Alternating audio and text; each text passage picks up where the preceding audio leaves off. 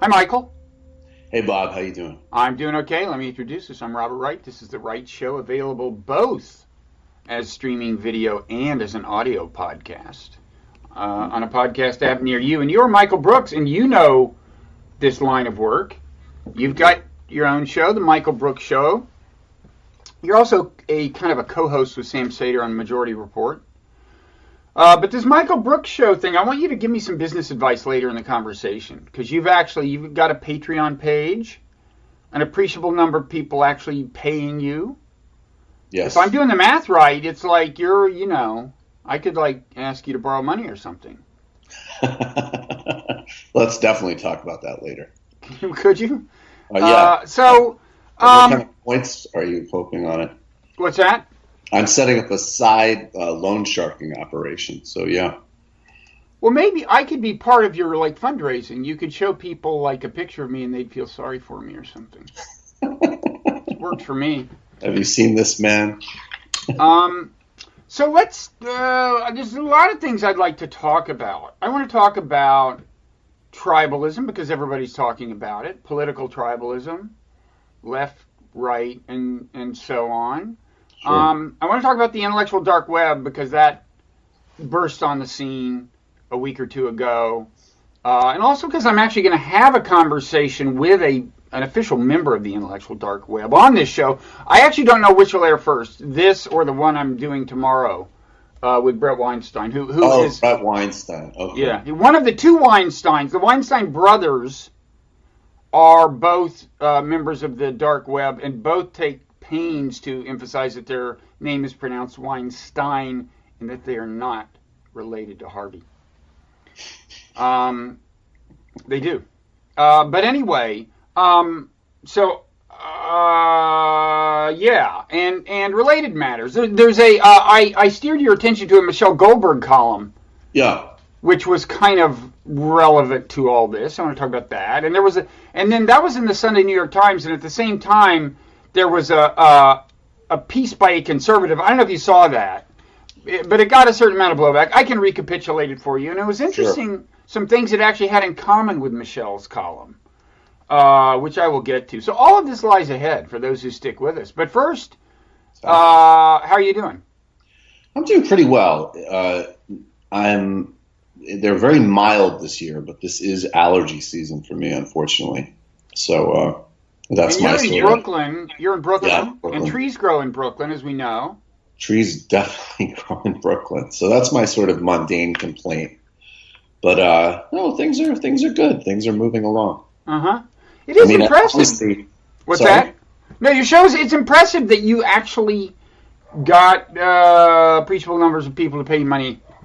See, this is related to tribalism because, I maintain that I'm particularly ill-suited to do this because I'm trying to do this thing where I restrain my tribal impulses.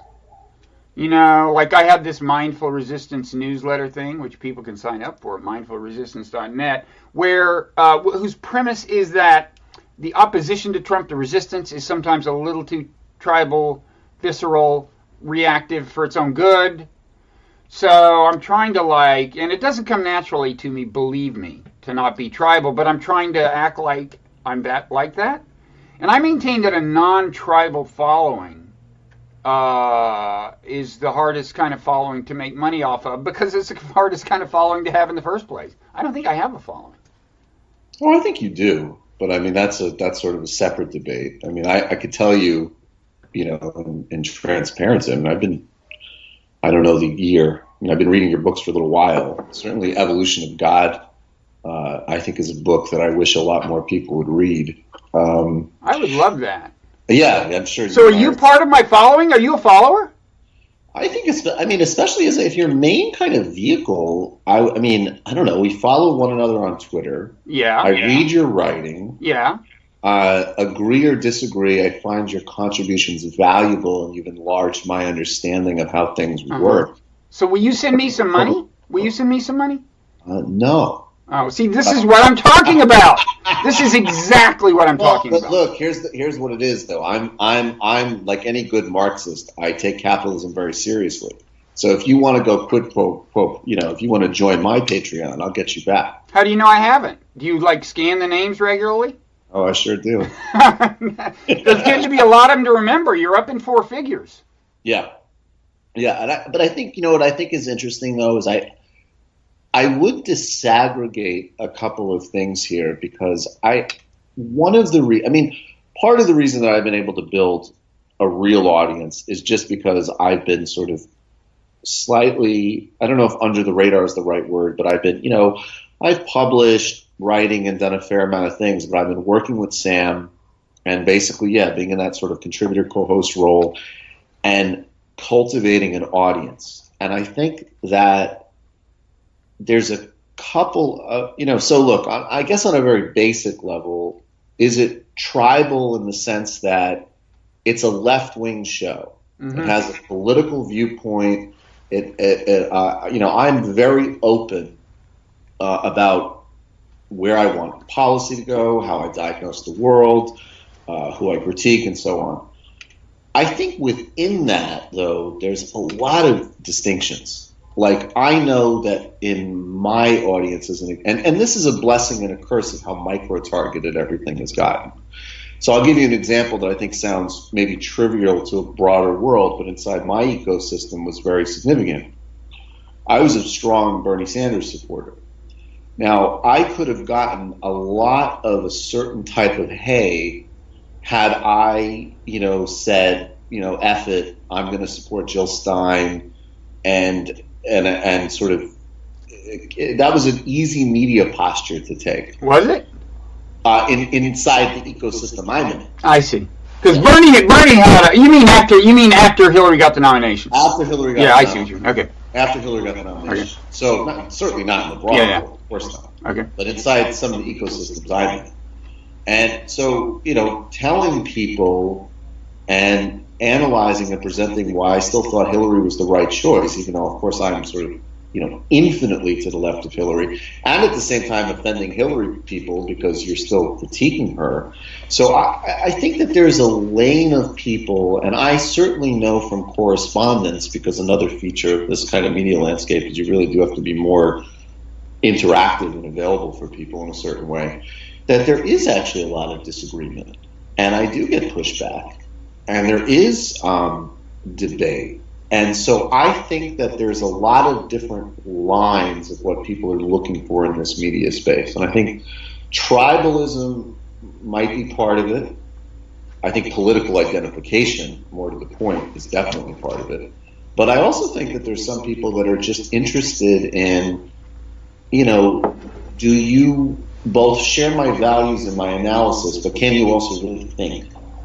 And are you also exposing me to things that I really would not otherwise know? I've told you that a lot of my, illicit history series and my Patreon content is introducing people to things like Jamaican or Haitian politics or, obscure political philosophy. Now, this is, to be clear, is this like bonus material? This is bonus material. So there's the show itself is accessible to all, the podcast. Right. But then there's bonus material for Patreon subscribers. Right. And a lot of that, and the show itself actually has I have a very historical bent to how I do things. I think that that's missing in a lot of how we sort of, assess politics generally. But, so to me, I think that we could add some complexity to it. And so as an example, with you, I don't know. I think there might certainly be an audience for people who are curious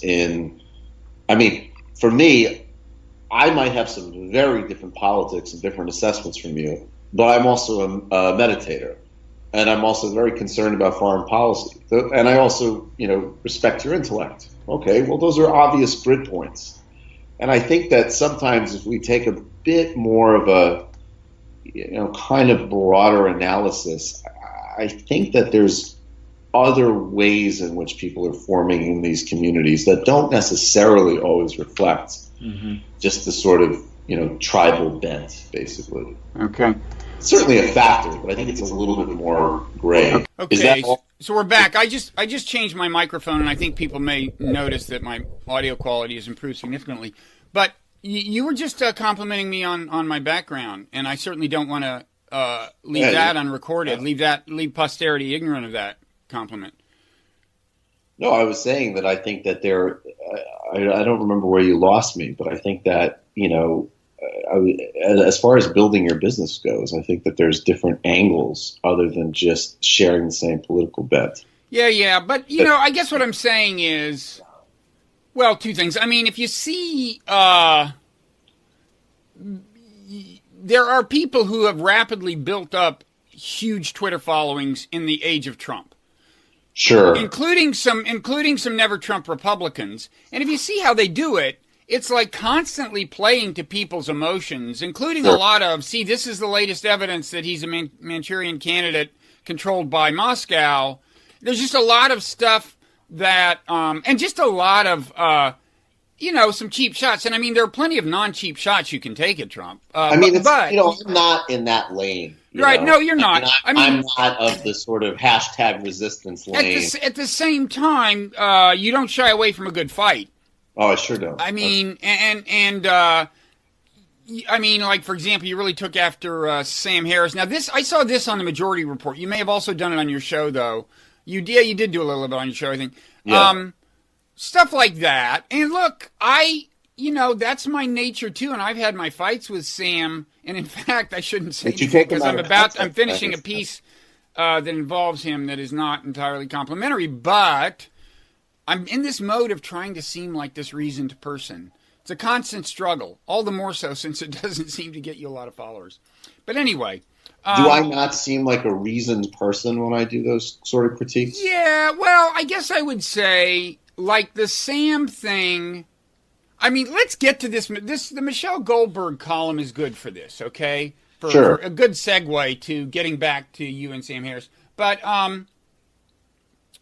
first of all, I thought it was interesting because there were two pieces in the Sunday Review in the Times. One was by this conservative Gerard Alexander. Many liberals hated it because it was seemed preachy. He was trying to tell them that their preachiness helps Trump. Because, and their judgmentalness, and they're saying Trump voters are racist and we can, why can't you be like us? And all the usual stuff, a little bit related to Mark Lilla's critique about the way left identity politics have fueled right identity politics. But then in the same issue of Sunday Review, it's funny. And one of the things he said was, apparently there was this meme I kind of missed where some Caucasian in Utah, a high school student, wore a kind of a Chinese-style dress to the prom and got just trashed on Twitter by some segment for cultural appropriation or something. And it's funny. Oh, I didn't know about this. Well, it's funny. Both this guy and Michelle mention that in the column. I have to pre-plan my entire week's content. I have no idea. So, but they both mention it. Yeah. Michelle's column is interesting because it's funny, there are a couple of paragraphs where she's giving liberals, and she's of course on the left, the same sermon that he is, but she kind of almost semi-conceals it, I think, right, to not sound too preachy, and spends a lot of the other time in the column just sounding like your garden variety leftist. But she does say, the sanctimony and censoriousness of the social justice internet is like a machine for producing red pills, meaning the conversion experiences that people have when they realize that liberals are telling lies and so on. It makes people think it's daring. Here she goes on. It makes people think it's daring to say, acknowledge that men and women are different, or pick on immigrants, or praise the President of the United States. And so she says, we have to be less in the way of dismissive of them and more in the way of engaging. She says, I don't know exactly where to draw the line between ideas that deserve a serious response and those that should be only mocked and scorned. I do know that people on the right benefit immensely when they can cultivate the mystique of the forbidden. Anyway, on this distinction between a serious response and mocked and scorned, I mean, what I saw of your response to Sam, I wouldn't say there was a lot in the way of a, sustained empirical response. There was a little, and there was a certain amount of mocking and scorning, right? Which, well, there's definitely a certain amount of, I would co-sign on that. Yeah. I'm not sure. I mean, I thought Michelle's column was interesting, and she actually referenced a book that I like a lot called Kill All Normies by Angela Nagel, which I think is a very important book for people to read. And I've certainly, had her on my show. But I want to disaggregate a couple of things here. Again, I think that some things get really sort of unfortunately conflated. So part of my response, though, to this certain right-wing sentiment that like, oh, well, I had no choice to become racist because liberals are so annoying is a bit like, okay, this is not a... But see, that itself, would you call that a fair representation of their actual argument? That's literally what those columns are saying. Yes, they're saying that I was driven to a red pill experience because of. Okay, well, I guess the thing is they would of course not call themselves racist, but anyway. Okay. Go ahead. I'm sorry, I won't interrupt. I'll quit interrupting. I'm forced to adopt a very, very reactionary politics because you've been mean or you're annoying on Twitter. I'm not sure the stuff that the most exalted political movements in the world are made of. So I do just want to although I would point out that the people, that's rarely put in the first person. I don't hear many people say, the reason I'm like this is because you're so annoyingly preachy. It's more like observers saying, I think a lot of people in the Trump base just got pushed over the edge by your preachiness. I mean, the people who come on and articulate sophisticated opinions don't generally view themselves as being that reactive. I don't know about that. I think especially if you read that Renegades column, there's a lot of aggrievement there. But I guess the other sort of distinctions, I'm actually going to agree with you partially, but I just want to stipulate these things. The second part, and maybe this is relevant to your interest in mindfulness, is that I think there's a whole other conversation here that really has to do with emotional intelligence, civic space, even a kind of recognition of shared humanity, which does not necessarily translate to like a political third way or a false conflation of ideas. So this is a very, I don't know if this is the best example, but it's the one that comes easiest to me. I go on, I do the rounds sometimes on these sort of global cable outlets like Al Jazeera and stuff. And I was on, I've been going on I-24 a lot. And they usually pit me up against some, real kind of like Breitbart type of talker type, which is kind of funny. And I was on last week with this real, like Long Island Talks Trump guy. I think literally that was the name of one of the shows. And, we went in there and we brawled. And honestly, there isn't a middle ground on torture, which is what we were discussing, right? Like that's something that we need to keep a pretty hard line on, in my view, to maintain any sort of ethical legal norms. Now, after the show, and it's funny because I know, some people actually hate the schmooziness is a danger too, but I was completely able to have a conversation with the guy. He's like, oh, you live in Brooklyn. My kids are in the city. They're trying to make their way, blah, blah, blah.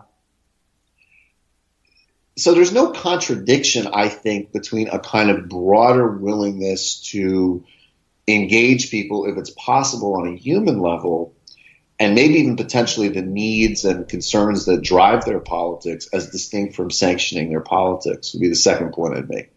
The third point I'd make really quickly is I think, though, that there is, again, even in the critique of identity politics, there's kind of a pre and a post critique, I would say. So a lot of what's happening now, and it happens, I think, particularly amongst some people, like maybe a Lilla, who is at the end of the day an Ivy League academic, is that they're inside environments that are very atypical of most of the United States in terms of where people are at and their conceptions of understanding things like racism, right? And they might at times really forget that for every sort of like uptight reaction to a Dave Chappelle stand-up routine, there's actually the hard-earned social progress of you can't harass your secretary anymore. Like, there is some good things in this sort of general trajectory of what we just call politically correct. Oh, sure. Which is very dangerous to overconflate. And I would say, from my perspective, when I talk to people like Adolph Reed or Bill Fletcher Jr., they have a very sharpened critique of what they would deem identity politics, but it comes from a place of absolutely recognizing that things like racism are very real. Their diagnosis and how to deal with it is different and lends more towards universal programs. But I guess you can't get there without acknowledging what is there. And the fourth thing, very briefly, I would say, is even with regards to like quote unquote Trump voters, I think this is a very overinflated conversation in the sense that I think there's maybe a very small amount of people that went from Obama to Trump. And theoretically, if you ran the type of campaign that I would run, which would be both very socially progressive and inclusive, but totally based on income inequality and those types of justice issues, if they were really voting on a drain the swamp, they would flip back. The rest of the people who voted for Trump are just, they're Republicans. And the Republicans are the great practitioners of white identity politics, which I think also gets missed in this conversation. There's a lot of different identity politics. And I think that Trump, you could easily argue, is a great practitioner of white identity politics in the sort of pop culture sense that people use the term. You know? So there's a lot there. I mean, one thing I'd say, if you're saying there's a limit to how long we should obsess over the election because given a slightly smarter strategy by Hillary, we wouldn't be here. There is that argument. But at the same time, I think a lot of people find it amazing that a person as seemingly abhorrent as Trump, I mean, this is a guy who made fun of a disabled person. And, I abhorrent, and it didn't surprise me that he won it all, and I always thought he'd win the Republican primary. Well, I was among those who were saying, do not assume Hillary will win. I definitely was seeing the signs. At the same time, they were alarming signs. The fact that a guy like this is even close. I mean, a guy who had done the various things he had done, played on bigotry and xenophobia in just crude and irresponsible ways. Again, actually made fun of a disabled person. That's the thing that just totally blew my mind. I mean, that you could get elected president after doing. So anyway, I'm just saying, a lot of people would say, well, okay, it was maybe, the election was close, but when a guy like this comes that close, you got to stop and ask yourself what's going on. The other reason is because not to interrupt, my point is slightly different though. My point is that the vast majority of people who voted for Trump and why he won are that Republicans just voted for the Republican nominee. And my view, but no, literally, if we look at the numbers.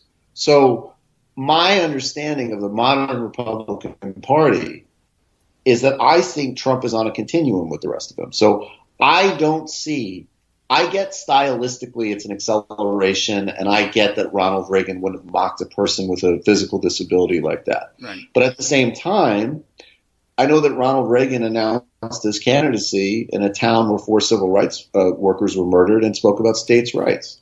And I know that when we really crunched the numbers, it just ended up being that Republican voters stayed home and voted for their preferred candidate. So I don't see – I guess it's both like – and I think this is a weird thing where it's funny because I agree. I'm actually not a big fan of the cultural posture. And, people who know my show, certainly my comedy is not PC or whatever we're using. But I do think it's very interesting that it's like Republicans voted for the Republican candidate. And if we're so concerned that so many people would vote for somebody who's so objectively abhorrent, why is the primary responsibility on the people who did not vote for him for that catastrophe? Right? Well, I mean, here's the answer. First of all, I wouldn't put it like that. I wouldn't say the responsibility is on, and this is like a big hobby horse of mine. Yeah. I think it's a problem if whenever you say, let's look at why this happened. And in the course of your analysis, you say, oh, maybe it was something this person over here did. And they say, oh, you're blaming them? That just stops the analysis. That's an analysis impediment. And so I'm not blaming anyone. I want to push off the question of blame. I probably never address it. I'm not big on, in a deep, like, moral philosophical sense on culpability, actually. So I probably never would. I've read you enough to know that. Yeah, but if there are things that people on the left can do without compromising their values that will make it less likely that Trump will get reelected, I'm for them. And the first step to finding out what they are is to ask how did he get as much support as he did? And maybe the analysis is wrong. Maybe Mark Lilla is wrong, but anyway, that's the question I'm asking. Well, I think I agree everything with what you just said, but I think that what everybody is missing, or a lot of people are missing, is that there are just some sort of, now, my answer is still whether it is the right strategy. I just think having the type of sort of a certain type of class-oriented politics that's also because of course it's going to be supportive of expansion of civil rights and so on, because that's any center-left coalition, is just like the right and necessary thing to do. But I do think in terms of dealing with this analysis, unless you get really micro-targeted and you say, are there 500,000 voters spread out over the industrial Midwest that we need to flip back? I would also be really interested, by the way, and also, though, what was it about this campaign that depressed turnout amongst African Americans in those places? Was it voter suppression? Was it the fact that, by the way, I think that people, I think there were a lot of people, by the way, distributed across races on working class and middle class lines who weren't totally thrilled with Hillary Clinton's campaign message of, I've got nothing on jobs, here's Beyonce. So I think that's a broad-based problem. Although, unfortunately, some of her policy ideas are actually kind of inching slowly in the right direction. But I just think that already that becomes a much more micro-targeted and smart conversation, because the big picture reality is that Democrats voted for Democrats, Republicans voted for Republicans. Now, that takes on a different question that I think that maybe you won't like this as much, but I just think the reality is that there is a far-right political party where, at the very least, even if I was going to be exceedingly diplomatic, being a xenophobic candidate is not a problem. Making fun of somebody with a physical disability is not an impediment. Right. And that, I think, is a much larger sort of crisis.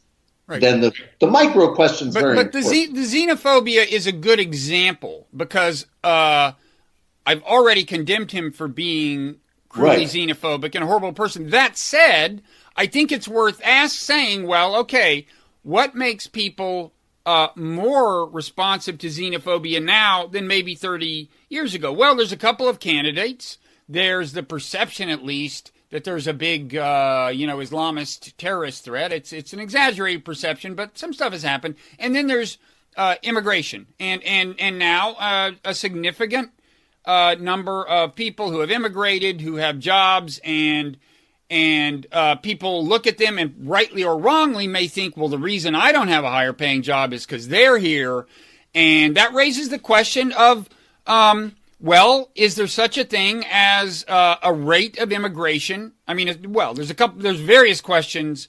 If it's going to be technically illegal, shouldn't the law be enforced? There's that, but there's also isn't there such thing as just a rate of immigration that, given human nature, whether you like this part of human nature or not, is going to be hard to absorb without a certain political backlash. So I guess I would say, I think those are all fair questions, and although I note the xenophobia, to spend a lot of time dwelling on it may not only deprive you of the time you need to actually analyze the problem, it may also, as some of the people we've already mentioned are suggesting,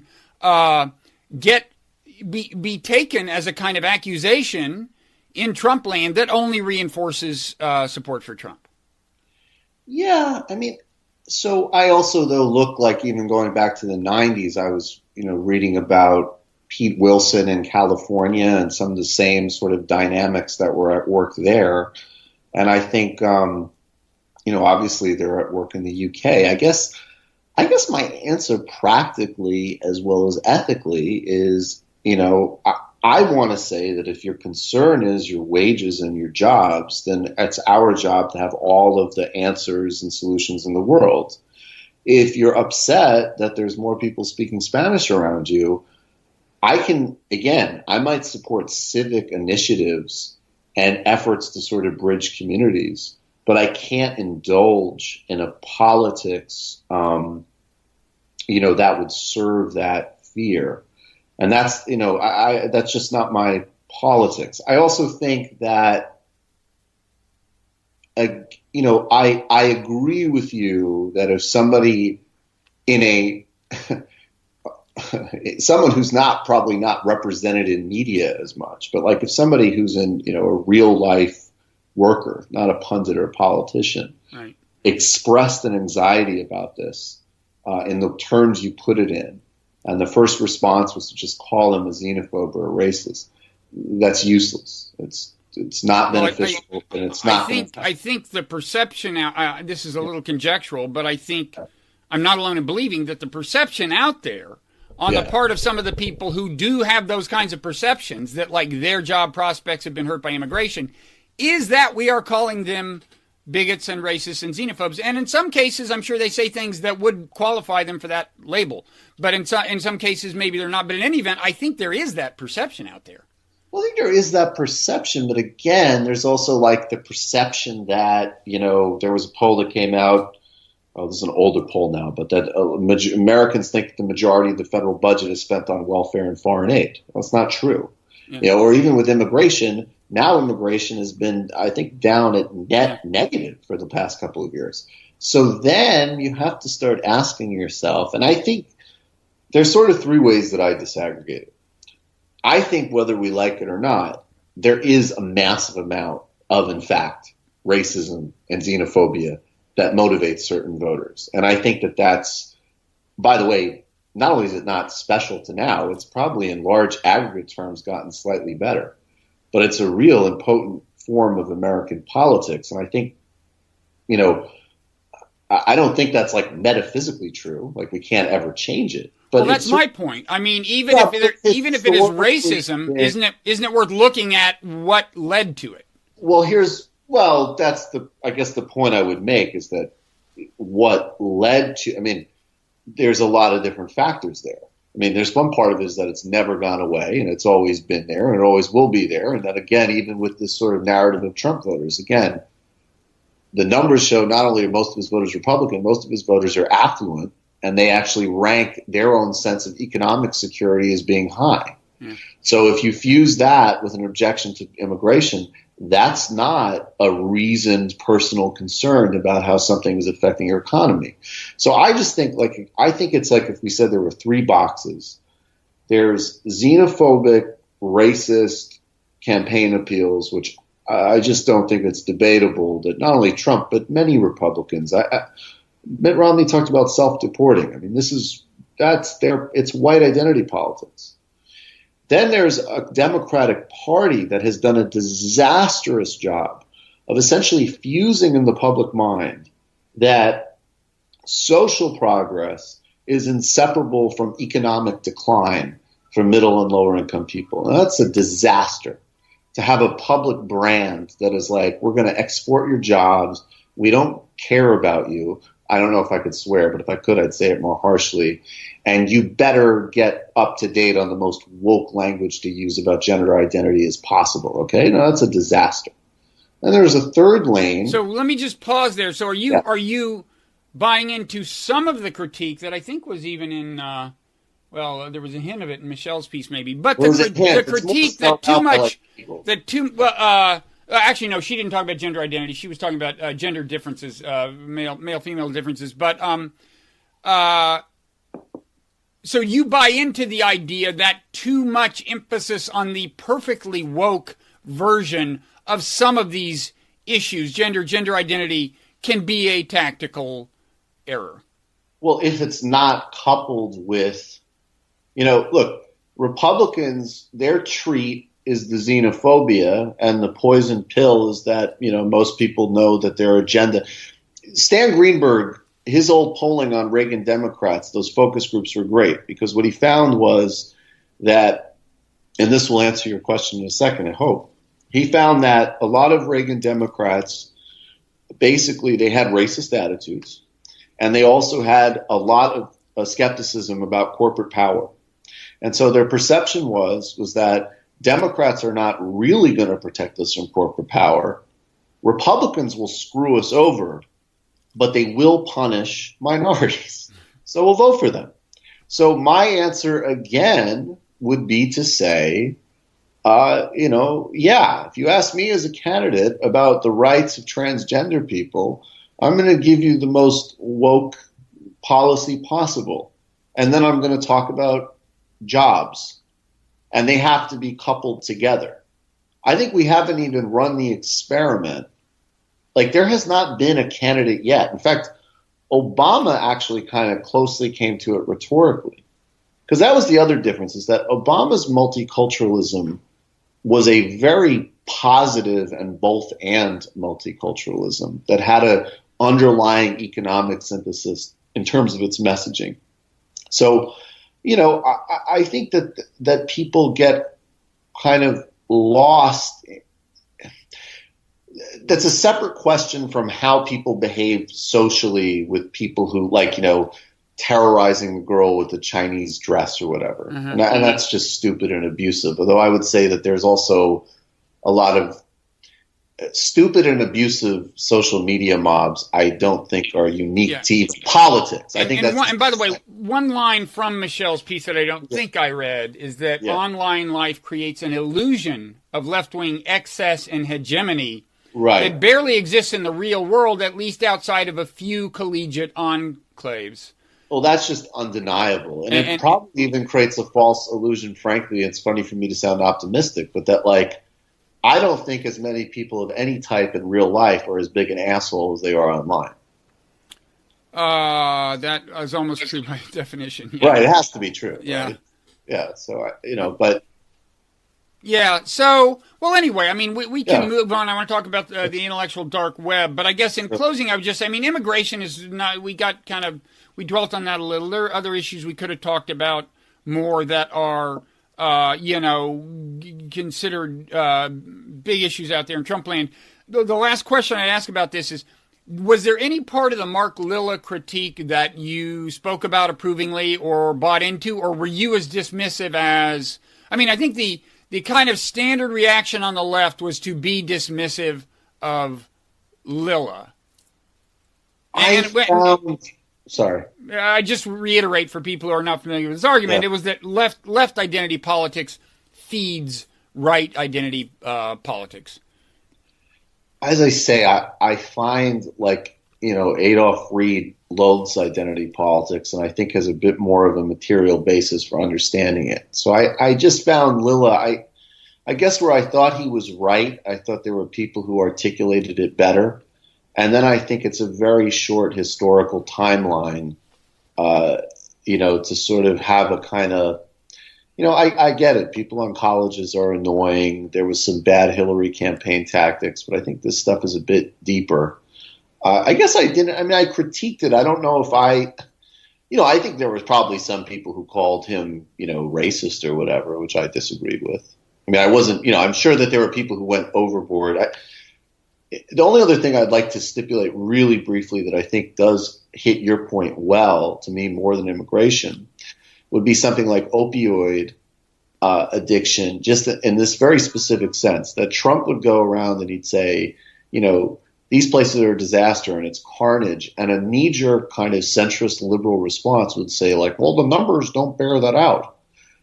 National numbers don't, but actually the communities he was speaking to, they sure as hell did. And he was speaking a truth that other people not only weren't acknowledging, but in fact arrogantly dismissing, and that's a disaster. Yeah. The other reaction that is, I'm sure, counterproductive, but that was tempting to me, was to point out that during the crack epidemic, like in the late 80s, there was not this same empathy. It was not. I mean, that was I'm not saying it was necessarily because that was a largely black population and this is a largely white one, but I was there. And I'm telling you, it was like you blame the crack mothers. You don't, you blame the drug addicts. And also, I mean, granted, it was intermingled with a culture that involved gangs and guns, so maybe it was a little easier to demonize them. But gangs and guns there too. Yeah, but that was, so I had that reaction. But again, politically, there's maybe a limited amount of time you should spend dwelling on it. I don't know, but in any event, I think your point is right about opioids. So let's talk a little intellectual dark web for anyone who missed it. Maybe Bari Weiss, this somewhat she's viewed askance from the left, we might say, recent hire in the New York Times opinion page, did this piece on she was not the one who dubbed it this. There was a pre-existing website on the intellectual dark web. These are people like Sam Harris. We mentioned a couple of the others.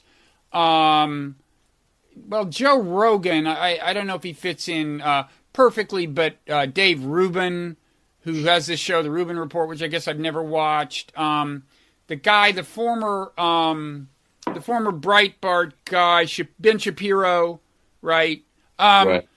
Not all of them are conservative, but there was that, I would say, the left perceives them as being largely conservative. In any event, she was depicting them as these fearless truth tellers, and she was saying they don't have that much ideologically in common necessarily, except for this devotion to truth and this aversion to political correctness, to the official dogma of identity politics, and in particular to, the social justice warriors who allegedly want to shut down speech and so on. So I guess she would say, although they are anti-social justice warrior, that's not because of their pre-existing ideology. It's because it's not because they are all on the right. It's because they have this devotion to free speech and so on. Anyway, her piece, which included all of these, a lot of pictures of these people, was kind of shouted down on the left. Is that going too far? No, I don't think it was particularly shouted down. I mean, I just think it was. I mean, I'm at a point where I find these people much, and maybe this is also a slightly different. I'm interested in the sort of political and social context around why people who, by and large, I don't think have particularly. I think even to the extent that they build themselves as having sort of like wildly controversial ideas is actually pretty exaggerated too. I think there's actually a lot of receptivity for these types of ideas and a lot of the culture. Again, maybe outside of a handful of college campuses. Well, some of the ideas it's tricky because they're not all embracing all of these ideas. Like take Charles Murray and his ideas about race and IQ. They're not all embracing them, but I think there is the idea among this group that he deserves to air his views. Well, and I would certainly agree without being physically assaulted. Yes, he does deserve that. But the views deserve Harris respect. Did. Harris went because Harris, as soon as, we don't have to get too much into it, but as soon as it became a thing, he endorsed his views. Well, that was an interesting case, because, it was, Harris's official position was, I think his official position was, I don't know enough to say, who's right and who's wrong, but I know that his views are more widely respected within the genetics community than is being acknowledged. He shouldn't be shouted down and so on. But as the debate went on with Ezra Klein, Sam did find himself basically making, in at least one case I know of, Charles Murray's argument. Oh, and even his interview with Charles Murray was very embracing of those ideas. I mean, I think that, I guess I think that there was a couple of interesting things that came out of this. I mean, first, the one that's just sort of the most easy, and I don't think we need to dwell on, is, the idea that they're suppressed and don't have platforms is laughable. That was ridiculed fairly rightly, I think. Joe Rogan, who would not kill to be on Joe Rogan's podcast, and he's supposedly one of the repressed. Yeah, I mean, he's the biggest. He's like the Oprah of YouTube, and I don't say that as a criticism. It's just, I mean, he's massive. We both want to stay in his good graces precisely because we would love to be on his podcast. That's right, Joe. I'm working out, man. You're doing it, Joe. Stick with it, baby. Yeah, let's do it. So, no, I have critiques of Rogan, but of course I don't. I mean, and then I think and then Harris is always on, and Peterson was on Real Time. Jordan Peterson is another one of these. I mean, look, these guys are not. I mean, I think we could just table that they are not marginalized in the conversation. In fact, one of the sort of great ironies is that this monolithic group of people that are supposedly silencing them actually has almost no, public representatives with anywhere near the amount of sort of public access that they do.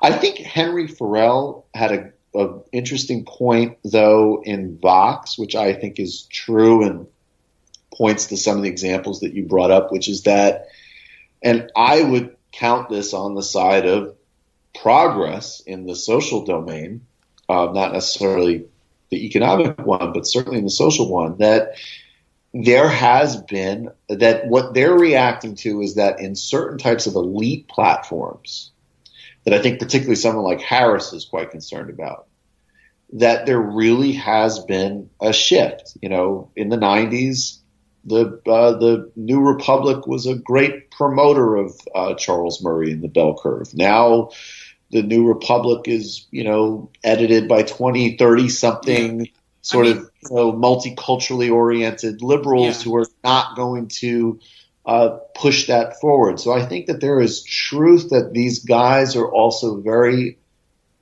flustered that some things that 10 years ago might have been like, well, that sure is provocative, or 20 years ago been, a justification for slashing, cutting welfare or something, is now among certain sectors of a certain type of elite conversation.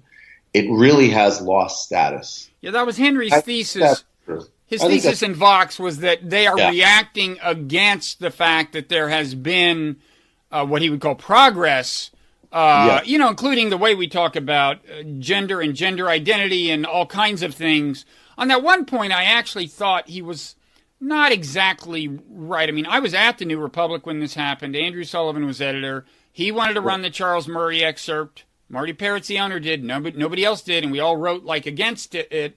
But it was not the case that was kind of an accepted thing. That's the reason it was such a huge controversy at the time. It was not accepted to make those kinds of... Well, but it would not happen now, I guess, being the distinction. The New Republic... But it is happening now. Well, the New Republic today would not publish that piece. No, but that's just because the New Republic has changed hands. I mean, the National Review would probably publish Murray in a heartbeat. The National Review is a right-wing, is a distinctly but the New Republic was covertly... The New Republic's genius was that it was covertly right-wing. Right. On particular issues, under a liberal guise. But is there that makes total sense. But is there an analogous publication today? I mean, obviously the New Republic better than I do, so I won't kind of die on that hill. But I think more broadly speaking, I think he's right that in certain social circles and in certain scenes, and again, I would agree with him that this is mainly progress,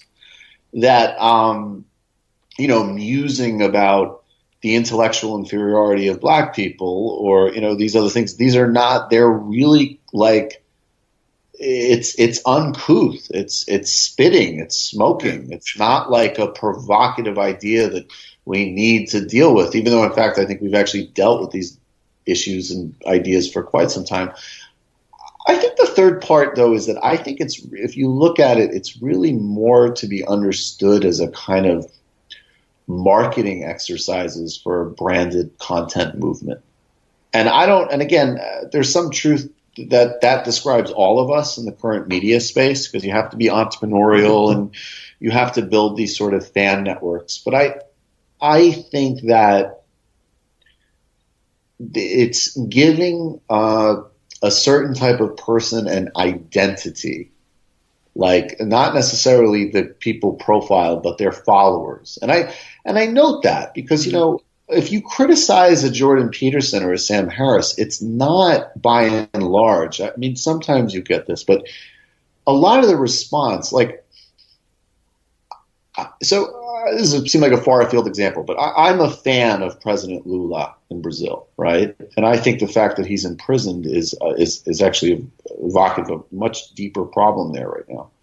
Now, if somebody criticizes Lula, and granted, whatever, I have a platform, so it's different, but I have never had an intellectual, political, athletic, or music figure that I have ever felt a kind of emotional identification with that a lot of these people seem to feel with these guys. And I think that you mean like Jordan Peterson's fans or Sam's fans? Or Sam's fans. I mean, if you criticize them, and that is the part where the irony starts to be that it is impossible, because they always say, well, you don't take them on their ideas. And it's like, guys, you know, I do, and a lot of other people do. You just don't like it.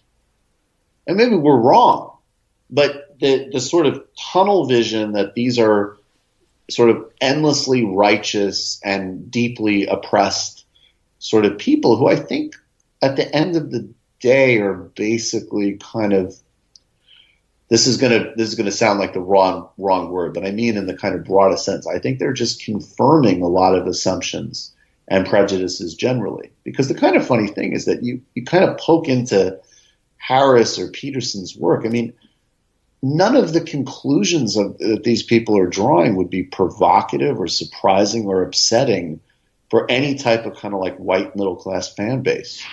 It's all, science is good, Islam is bad, come up with a personal brand identity to, sort of deal with your finding your way in the market. I think Peterson has a lot of self-help stuff, some of which might actually be valuable. Yeah. And I guess what I'm saying is it's hard to take them. I think their ideas are secondary to their brands and the emotional needs that they're fulfilling in people. Mm-hmm. And that's why the reaction is so aggrieved. And that's why even on their own terms, people who have endless resources and public exposure could actually feel like they're somehow oppressed. Okay. Yeah. So I think, I should say, again, we've dwelt on particular issues in characterizing the dark intellectual web.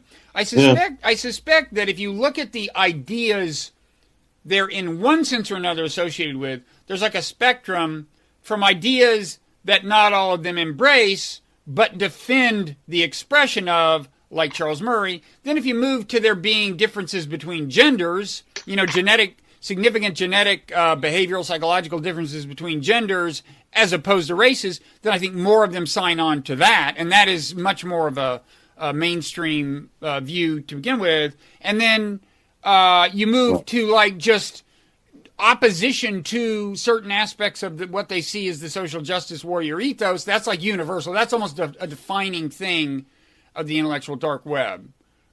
I think that's true, but I think that, so first, I mean, I would be much more critical, and I have been certainly of how Harris relates to Murray. And I think it also shows his utter policy illiteracy, which has always been a big problem in Harris's work, is ahistorical and policy illiterate. But I think, and then the gender, sure, but even, this is where it starts to become kind of funny to me, because I probably, as a representational sample, I mean, I'm not in college anymore, but like, I don't know, I live in Brooklyn and I co-host like a pretty big, kind of liberal show. And then I got my own show, which is probably more sort of left in a certain way. It's a slightly different kind of conversation. But like, I don't hear a lot of people ever. I hear people saying that, maybe, part of how we conceive of gender roles and cultural expression might be culturally constructed, and then that strikes me as becoming its own sort of truism. I don't hear anybody saying that basic biological differences are fake. I actually think in the Henry Farrell piece you cited, that I think he said that one of the signs of progress is that we don't think there are significant differences between the genders or something. Maybe I'm wrong, but I certainly think you could. Regards to ability, I think he was being very specific with regards to like work tasks and things like that. I don't think he was talking about. And then the third thing I'll say finally is I feel like even inside my circles, there's been a tremendous amount of disgust and exhaustion and critique, even actually on very, from a kind of socialist mass movement perspective, a bunch of little micro entrepreneurs constantly calling each other out on their public manners and, having a constant purity contest is not exactly a good way of building solidarity. So you mean within the left, there's holier than thou stuff? Yeah. So even you saw this with some of the people. Occasionally, there's a flare up every couple of months where people, rip into Elizabeth Brunig because she's a Catholic. So shockingly, she's not personally thrilled about abortion. Where, and people like me have to go, this is insanity. And she's a tremendously valuable writer from my perspective. So so even the extent, and then it's like, okay, to the extent to which you've had to deal with these apparently all-consuming, terrifying college students, they've got you into the New York Times, millions of YouTube. I mean, it makes me want to start saying, my God, I need to go find some college kids to oppress me, and then I could go on Rubin and and just it's just it's such a basic business logic, and I also think that I don't know. Well, I would ask Brett Weinstein, why not Stein? No relation to Harvey. Nephew, who you're having on tomorrow. Why not stay on the campus of Evergreen and create a healthier culture? I was going to bring him up because I think having a lawsuit. I was going to bring him up because I think on the one hand, you're right that it can be a big public relations asset to be seen as repressed. On the other hand, I think when you have a real in-person, physically threatening event, it's traumatic in a way that I don't even think I'm trying to think of the last time I had an actual person physically threaten me. I mean, Charles Murray and his faculty sponsor at Middlebury, and she was herself ideologically opposed to him, but anyway, I think they probably had that experience. And Brett Weinstein, I gather, like the police were saying to him, there are people with baseball bats and they're stopping cars or something like that. Is that really true? I may not have the exact details right, but he had a pretty traumatic experience. And I think that the way those guys, I have a lot of tactical problems with. Yeah, I mean the way they responded to Charles Murray and his faculty sponsor was wrong, and partially from my perspective, it was wrong because it gave him oxygen. And I think Ben Shapiro's whole, brand is essentially built on upsetting college students. And I look at him and it's like this, why Ben Shapiro should not be upsetting. It's just sort of, this is somebody who you could either, I think actually, in fact, you could probably have quite easily ignored, or if you wanted to go, I mean, my God, read a section of his novel to him, It's embarrassing enough. I mean, but I think this is all, again, ironically, I think that most of the good faith critiques of some of these expressions of politics are actually happening with people who are still inside the left and have not leveraged mass platforms for themselves. And then at the same time, I don't, Lindsay Shepard, who I don't know if you're familiar with her story. No. She was a young teaching assistant in Canada, and people have pushed back on me about this. I don't know all of the specifics. All I know is that bottom line, she played a Jordan Peterson clip in her class. Oh, yeah. And then she taped her interaction with the dean who was disciplining her or something. The dean was terrible to her, and even if and some people say that she had it planned, and even if her motives were cynical, the dean's response speaks for itself, and it was foolish. Now, she just recently released some, pathetic video saying that she no longer considers herself to be on the left because leftists are intellectually dishonest because they won't acknowledge the distinction between white separatism and white supremacy. And I just think at a certain point, like, wait, the difference between white supremacy and what, it's just, she was being pedantic and ridiculous. Yeah, although there is an issue here that maybe should be the last thing we bring up because we're gone an hour. But go ahead and finish, and then I'm interested in the white supremacism that issue. A fair amount of these people, like even to the extent that I could disaggregate them, I would say, okay, Sam Harris is a guy who, frankly, at least in the areas I know about, he either makes comments that are either so banal as to be truisms, like religious fundamentalism is potentially a very toxic and dangerous thing, and then makes other comments that are sort of catastrophically delusional, like sort of disembodied ideas are the most important thing in foreign policy. Well, yeah, I agree. I mean sorry, I know I'm putting a polemical spin on it.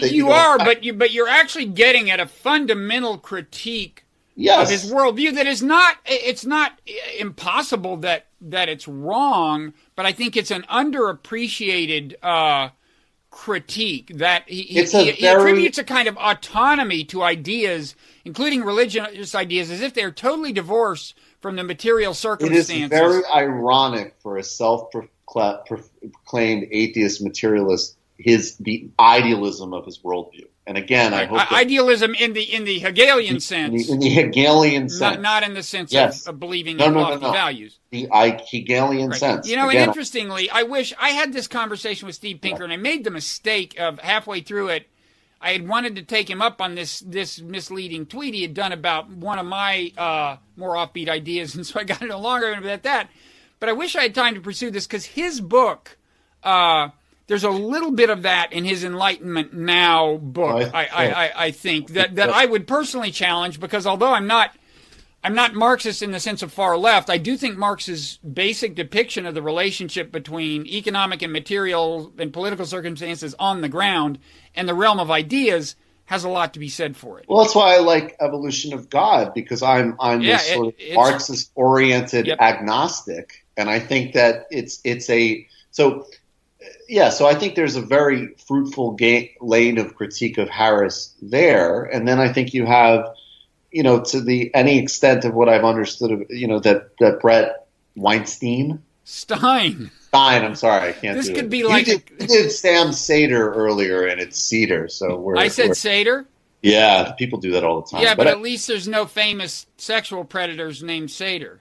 Fair enough. But he has some ideas on biology and human organization that they haven't sort of struck me as terribly significant one way or another. Maybe I need to dig into them deeper, but he's primarily known for being an aggrieved former college professor. And then, Jordan Peterson's this sort of like right-wing shaman self-help coach. And to the extent to which there's a binding thread, I'm bringing the tribalism to your show, Bob. Yeah, I know. It's just a funny phrase. Right-wing shaman self-help coach. Now, the right-wing question is interesting with him. The bond, though, is aggrievement, I think. I mean, I think that none of these guys are on the public map without some perception of there's some group, and now it is comical because it really is like college students, which is hysterical, that are bringing them down, and that's the linkage. It seems kind of ridiculous on its face to me. Yeah, I mean, Peterson's interesting on the right. I think there's an interest, and I'm going to ask Brett Weinstein about this. Isn't there this issue where, because Brett Weinstein, he was a Bernie Sanders supporter. Yeah. But you're attacked by the left, the social justice warriors, and does that then you find yourself in league with a lot of people who are also attacked by them, most of whom are on the right. Does that lead you? Do you face the danger of becoming more right wing just because the enemy of your enemy is your friend? And so that's a whole question. And right-wingers love that. That's a very right-wing trope, I would say. There's like the obsession with ex-Muslims. You go back to like Whittaker Chambers and the sort of like communist who turns sides and confesses. I think that's I think they love, there's a lot of like those sort of Bush era books, like I used to be a liberal, then September 11th, and now liberals are, Well, their view is that if everybody would take the red pill, they would see the left and liberal, everything left of center as being total bullshit. But and so they do have a storyline of that happening. In fact, Jonah Goldberg wrote a column about that just a day or two ago. I mean, kind of emphasizing that kind of continuity. So quickly, I promised I would get into this white supremacism thing. Final question about kind of social justice warrior rhetoric. It seems to me that at a minimum, it's always good to be aware of how your language is being perceived on the other side.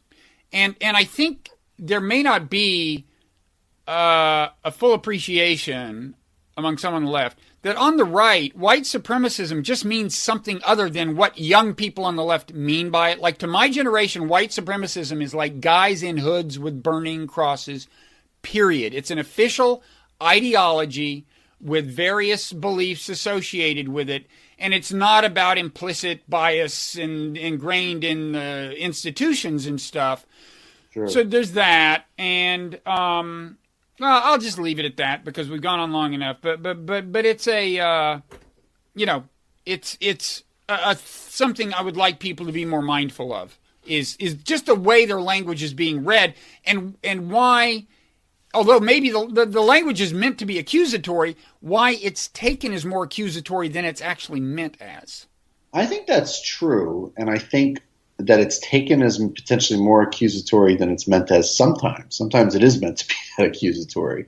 But I'll give you the sort of my typical sort of... No, it is meant to be accusatory, but it isn't meant to be you're wearing a white hood. That's not what they mean. They know the guy's not wearing a white hood. I mean, I think at times there's some but maybe some sort of isolated examples where it can, get a little extra. But that being said, I'll give you my typical sort of, in my own way, I'm very third way here. So on one hand, the pushback that I have from, liberals and lefties, which is true, is that all of this stuff that's on the table now, like everything has been catered, if we're talking about race, for white people to feel comfortable in conversation, right? In a macro sense. And if, even quite recently, like up until, several years ago, not to mention the fact that now we do have a president and an attorney general who actually we probably could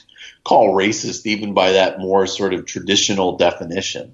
So there's this pushback of like, wait, in addition to everything else, we have the additional burden that now we need to fucking tiptoe around you. Something that, by the way, you guys will never do for us. You want to see the footage of the footage before the guy is shot point blank in the head. Ben Shapiro said that the other day about the guys who got removed from Philadelphia at Starbucks. He said, well, I want to see the footage before that happened. It's like, well, there is no footage, you little, I'll restrain myself.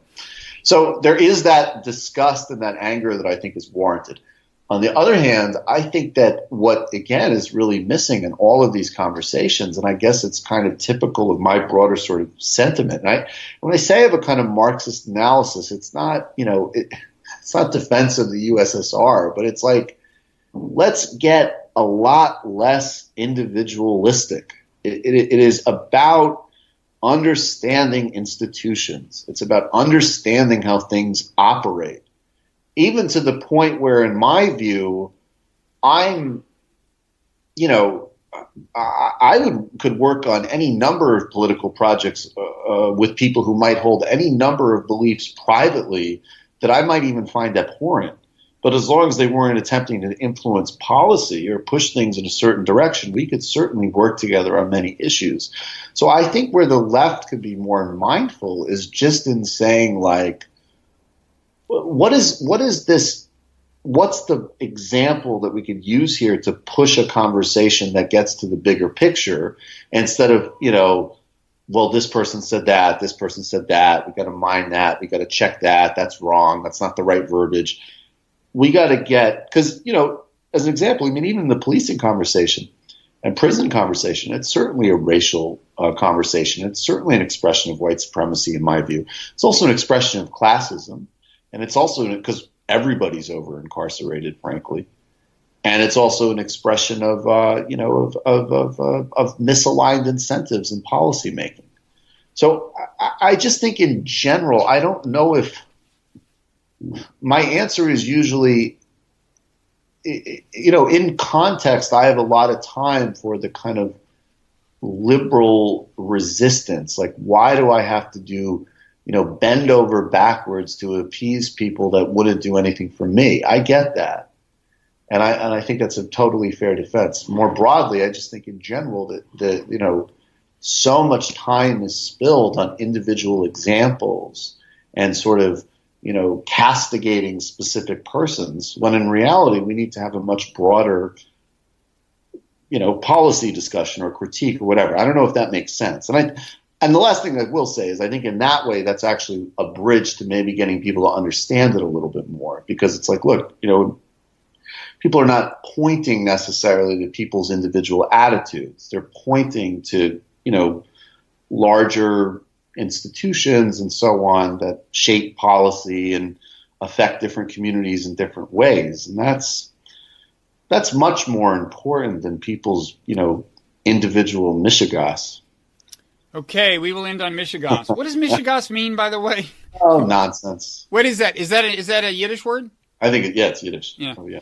Okay, so we will end on nonsense then. I didn't know that when I said we would end on mishigas, but I can't back off of my position now that I've stated it publicly. We're ending on nonsense. But thank you. So people should check out the Michael Brooks show. They should subscribe to your Patreon. It starts at like $8 a month, and then it goes up from there. So like you get like bonus content at $8 a month, and then there are higher tiers, and like at the top tier, you give them a full body massage. Is that right? That's right. Yeah. Yep. Well, excellent. So people should go all the way to the top. And then what are you on Twitter? I'm @_Michael Brooks. Okay. You apparently were not the first Michael Brooks ever to exist. I was late Twitter. Okay. But so thanks a lot. That was fun and illuminating and so on. Well, I really appreciate your time, as I say, Bob. I really do. Oh, it was my pleasure, and I'll see you on your show. Take care. Talk to you soon. Okay. Bye.